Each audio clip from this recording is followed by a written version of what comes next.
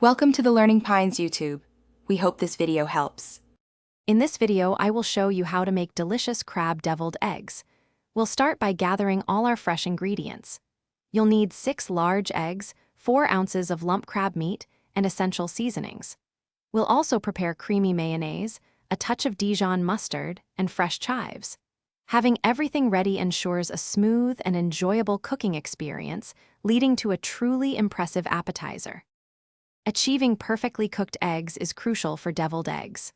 First, place 6 large eggs in a saucepan and cover them with cold water by 1 inch. Bring the water to a rolling boil, then immediately remove it from the heat. Let the eggs sit in the hot water for 10 to 12 minutes.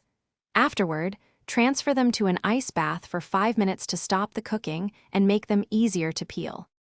Now for the star of the show, the creamy filling. Have your cooled eggs lengthwise and carefully scoop out the yolks.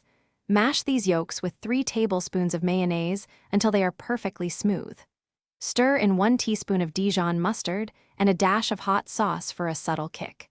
Gently fold in 4 ounces of lump crab meat and 1 teaspoon of Old Bay seasoning, then add 1 tablespoon of fresh chives.